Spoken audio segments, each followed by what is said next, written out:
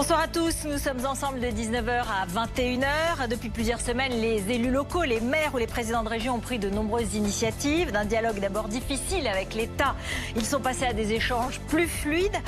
Aujourd'hui, on fait le point avec plusieurs d'entre eux. Martine Aubry, la maire de Lille, qui sera en direct avec nous dans quelques instants.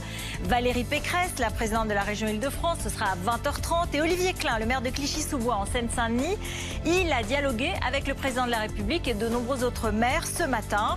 Et le président lui a confié un peu ses intentions, déconfinement régional ou national, comment nous déplacerons-nous après le 11 mai, sera-t-il possible d'aller d'une région à l'autre, comment va s'organiser le retour à l'école, y aura-t-il assez de masques pour tout le monde? Nous allons entendre leurs réponses sur toutes ces questions. Le confinement aurait sauvé 60 000 vies dans l'Hexagone. C'est une étude de l'École des hautes études en santé publique qui l'établit aujourd'hui. On fera le point sur l'épidémie, bien sûr, avec les chiffres quotidiens du professeur Jérôme Salomon et avec notre journaliste santé Caroline Dieudonné, notre invitée Agnès Ricard-Ribon. Merci d'être là, président de la Société française de médecine d'urgence et chef du pôle réanimation urgence, SMUR du groupe hospitalier Carnel Porte de l'Oise dans le Val d'Oise. Et puis l'économie française est anesthésiée.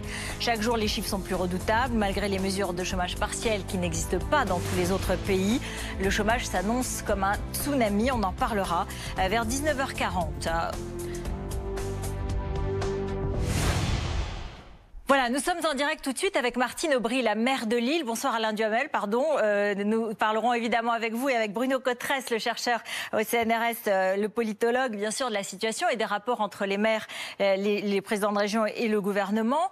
Bonsoir Martine Aubry, vous êtes la maire de Lille et merci d'être en direct avec nous. Le président, en parlant aux maires ce matin, a évoqué un déconfinement national et pas régionalisé, région par région. Qu'en pensez-vous ? Écoutez, moi je pense qu'il faut nous faire confiance. Nous, ce que nous demandons, c'est des directives générales qui nous permettent ensuite de tout faire comme nous faisons depuis le confinement pour faire notre travail, pour effectivement respecter des directives générales. Encore faut-il en avoir, parce que finalement que les régions qui sont peu touchées par la pandémie commencent plus largement que d'autres qui le sont, que des écoles dans les zones rurales qui vont pouvoir mettre sans problème, parce qu'elles ont plus d'espace, des enfants à 10 par classe pour pouvoir ouvrir à tout le monde, alors que nous ne pouvons pas. Voilà, donc je crois qu'il faut des directives générales et ensuite faire confiance aux maires sous l'autorité du préfet, bien évidemment. Moi, je dois dire que ce soir, je suis un petit peu comme les syndicats d'enseignants dans le brouillard, parce qu'on croyait qu'il y avait un plan. Et là, on nous dit maintenant, ça sera le volontariat. Je ne sais pas comment on va pouvoir organiser l'école avec le volontariat, avec bien sûr l'essentiel pour nous, c'est-à-dire la sécurité sanitaire des enseignants, des enfants et donc de leurs familles. Effectivement, vous avez évoqué le fait que votre ville serait prête pour appliquer le plan Blanquer, c'est-à-dire en 3 semaines, et notamment les premières classes de grande section de maternelle, CP et CM2. Et ce soir, vous avez le sentiment que ça n'est plus si clair ? Bah écoutez, c'est ce que j'entends de ce qu'aurait dit le président. Moi, je ne pourrais pas appliquer l'ensemble du plan Blanquer. Dès qu'il a été annoncé, nous avons effectivement dit que les classes essentielles dans le projet pédagogique, que sont ces classes charnières de dernière section de maternelle, la plus grande, le CP et le CM2, nous pouvions tout à fait les rentrer dans les locaux. Tout juste, mais on y arrive avec évidemment 10 à 15 élèves par classe maximum, moi j'avais même calculé 10, et puis cette distanciation avec des questions qui se posaient encore sur la cantine scolaire, sur les masques, etc. Mais enfin, nous nous organisons. En revanche, je ne pourrais pas faire rentrer à la 3e semaine les autres enfants parce que voilà, les locaux qui sont disponibles aujourd'hui ne le permettent pas. Voilà, et je pense qu'il faut que chacun puisse prendre les dispositions qui lui paraissent bonnes. Moi, ce que je ne comprends pas ce soir, cette espèce de flou, de volontariat. Comment organiser, c'est surtout à l'éducation nationale aussi qu'il faut poser cette question et qui doit se la poser comme nous. Comment dire aux enseignants, on ne sait pas qui sera là, on ne sait pas de quel niveau. Comment nous peut-on organiser la protection et la sécurité des enfants? Voilà, ben j'espère que dans les jours qui viennent, on aura plus de précisions pour qu'on y arrive. Parce que moi, mon souhait, c'est bien sûr d'y arriver, mais dans des conditions de sécurité absolues. Alain Duhamel vous pose une question. Que vous disent les parents? Les parents, ils sont inquiets. Voilà. J'avais aujourd'hui une distribution alimentaire puisque nous avons décidé d'apporter des paniers alimentaires, très importants d'ailleurs, en produits frais, secs et en produits laitiers, aux familles qui représentent 50% des enfants lillois qui payent 1 euro ou moins à la cantine et qui ont des problèmes. Et donc j'ai vu beaucoup de parents aujourd'hui qui étaient heureux évidemment de cette distribution qu'on va poursuivre tant que la cantine n'est pas là, mais qui m'ont dit mais comment on va faire pour rentrer à l'école et comment je vais faire ceux qui travaillent s'inquiètent parce qu'ils se disent si tous les enfants ne sont pas rentrés, qui va garder les autres ceux pour qui les classes rentreraient nous disent mais avec quelle sécurité? Y aura-t-il des masques? Comment faire? Voilà, j'ai l'impression que tout le monde là-dessus. Est-ce que la ville de Lille a prévu d'acheter, de distribuer, d'équiper en masques, en l'occurrence, une partie de la population?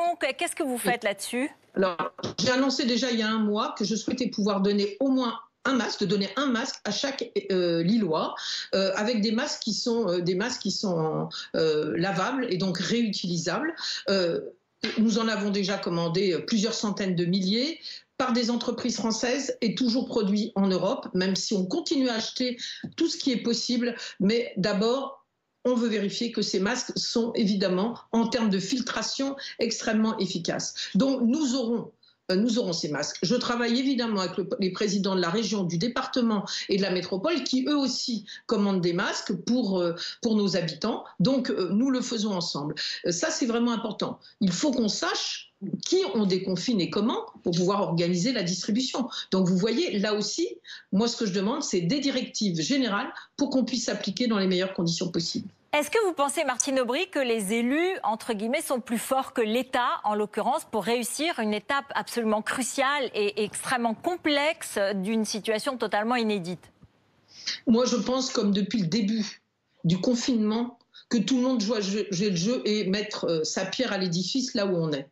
Et moi, c'est ce que j'ai essayé de faire dès le départ avec 2 priorités, les seniors, qu'ils soient à domicile ou qu'ils soient en EHPAD, la continuité du service public et puis bien sûr l'aide alimentaire. Il faut qu'on prépare par exemple, et là l'État ne peut pas le faire à notre place, et nous le faisons actuellement, un plan de mobilité pour le déconfinement.